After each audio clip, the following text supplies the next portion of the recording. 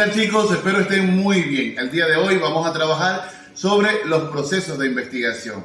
¿Qué significa esto? ¿De qué están hechos?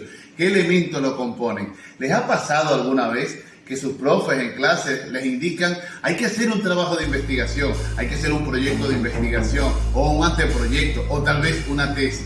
Pero ¿cuántas partes o cuántos elementos la componen? ¿Cuáles son los procesos que la estructuran? ¿Cómo se articulan entre ellos? Hoy hablaremos justamente de eso.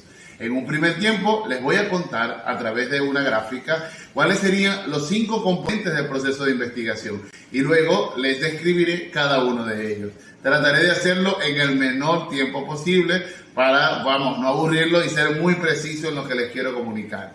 Es importante que busquen para tomar notas, que abran su mente para entender las conexiones que hay en cada uno de estos apartados. La investigación es un proceso humano y social en el que le damos respuesta a una interrogante, a una inquietud que tenemos que involucra un objeto, un algo que estoy estudiando, una cosa, y que, nos llama la atención probablemente de qué está hecho o cuáles son las relaciones que de alguna manera explican su funcionamiento o el nivel de adaptabilidad que tiene en el contexto en el que se encuentra o posiblemente los usos que tiene. Al investigar podemos intentar, describir, tal vez explicar, a veces contrastar, a ratos aplicar. En fin, siempre va a haber un sujeto que investiga, que tiene una intención.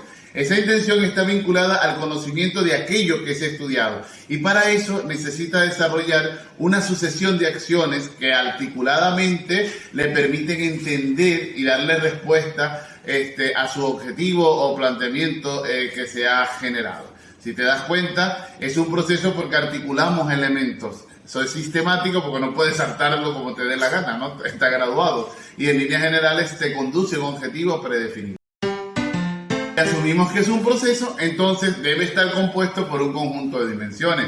En consecuencia, habrán 5 grandes elementos que componen cualquier proceso de investigación. El primero, un problema. No podemos investigar sin un cuestionamiento. Necesitamos entender cómo funciona este objeto y por eso asumimos que hay una dimensión empírica. Empírico porque, viene de empiria, está asociado a la noción de experiencia. Y cuando me refiero a experiencia, estoy hablando del contacto que tienes tú como investigador con aquello que estás investigando y que lógicamente se ubica en un determinado contexto.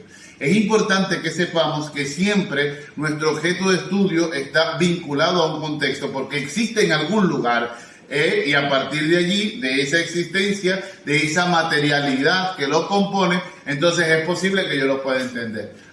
Entonces, en este primer momento que asumimos como una dimensión empírica, vamos a encontrar un problema y también, obviamente, una pregunta, un cuestionamiento que nos invita a tomar decisiones. La segunda gran dimensión que tiene la investigación es la teórica. Teórica, eso es importantísimo. Las teorías no son de adorno, tienen una función puntual y es la de explicar y predecir el funcionamiento del objeto de estudio. Sin teoría jamás podrás investigar. ¿Por qué? Porque te ofrece los códigos para poder decodificar las relaciones que hay dentro de ese objeto. Por ejemplo, sí que es verdad que puedes ver una tomografía axial computarizada y si no eres médico probablemente solamente mirarás una imagen, pero el médico encontrará en esa imagen un conjunto de indicadores que le demuestran que ahí hay una enfermedad o que hay unos signos que llaman la atención. ¿Por qué él los ve y tú no? Y yo tampoco, claro, ¿no? Porque él tiene la información teórica, él tiene la experticia teórica y obviamente también tiene la experiencia para encontrar esa información en esa radiografía.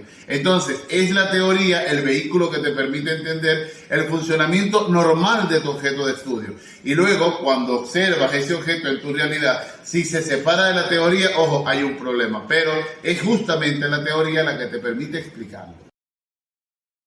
El tercer elemento, y vamos que este orden es didáctico, pero ya tengo la teoría, ya tengo un problema, ahora necesito una metodología. La metodología nos invita a pensar en el diseño, en el qué voy a hacer para, 1, recolectar datos y 2, analizar datos. Esto significa que el segmento metodológico sirve para justificar las decisiones que toma el investigador en esta dinámica de recolección de la información que luego va a estudiar. Se hace este apartado metodológico porque tu lector, que también es otro investigador, necesita saber cómo lo haces, cómo lo hiciste, para dar cuenta de que existe rigurosidad en ese proceso de indagación. Si es que tú cuentas ese paso a paso, la investigación se puede replicar. El éxito de la metodología implica, 1, diseñar cómo vas a interactuar con el objeto. 2, cómo vas a recolectar el dato. 3, cómo lo vas a analizar, para que en consecuencia los resultados que obtengamos sean coherentes con aquello que es aplicado y la investigación tenga consistencia interna. Eso es clave. Pues la otra dimensión es la analítica. En este apartado analítico transformamos el dato en una especie de teoría de salida.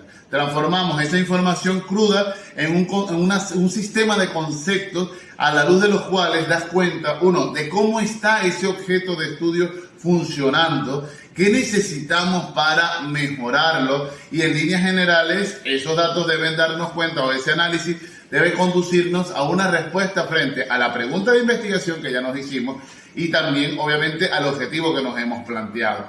Si te das cuenta, en la fase de análisis necesitamos darle sentido, es decir, una especie de construcción de síntesis del proceso. Aquí en el análisis, en esa dinámica analítica, conjugamos análisis propiamente dicho y síntesis. Para eso te dejo estos 2 vídeos que te muestro aquí arriba, con la finalidad de que puedas repasar qué significa analizar y qué significa sintetizar. Pues aquí es clave, y por supuesto el manejo de las voces es puntual. Por lo tanto, vale que revise también el tema de las citas. La última de las dimensiones la vamos a asumir como dimensión discursiva. Cuando te hablo de discurso, no es que te paras con un micrófono y dices 4 cosas. No. Me refiero a la estructura de configuración de ese documento con el que vas a comunicar la investigación. Pero en esa configuración necesitas saber, 1, que al hacer un capítulo, una tesis, un paper, etcétera, hay una estructura. Es decir, hay una configuración que debes conocer. También hay un estilo, hay una modalidad textual que va a ser característica del tipo de documento que estás creando. Esto significa que la ciencia no se escribe, por ejemplo, igual que la poesía o que un documento bancario o que una carta de amor. Cada tipo de documento tiene su propia estructura, tiene sus propias reglas y tiene sus propias intencionalidades. Entonces, es necesario que sepas, ¿ok?, qué tipo de género discursivo o género académico vas a crear con la finalidad de que adoptes toda su estructura y funcionalidad y de esa manera tengas menos errores en el proceso de comunicar tu resultado.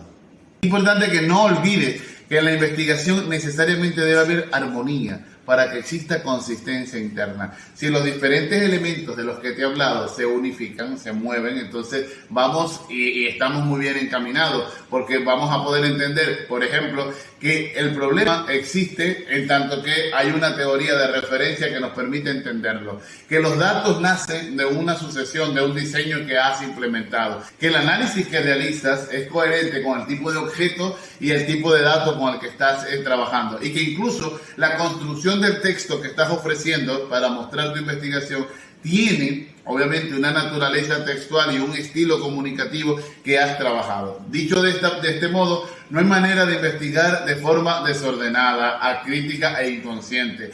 Cuando investigas, la metodología es tu aliado, pero no es un recetario. Tampoco es una norma rajatabla que si no lleva un cuadro o un enunciado no sirve. No, nada de eso. Pila con ello. Si te ha gustado este video, y yo creo que sí, y en este rato ya has hecho clic en lo que significa o en relación con lo que significa investigar, entonces nada, creo que es el mejor momento para compartirlo, para suscribirte si aún no lo has hecho, para decirle a otros, hey, mira qué sencillo lo podemos mirar. Y por supuesto para dejar tus comentarios y sugerir qué temas te gustaría que tratáramos. Esto va a ser clave para que el canal pues siga creciendo como hasta ahora lo hemos experimentado. Gracias por creer en lo que te digo, que es bastante, ¿no? Por escucharlo, por entenderlo, por acompañarme hasta este punto y por supuesto por darte el tiempo de sugerir y de compartir esta información. Nos vemos.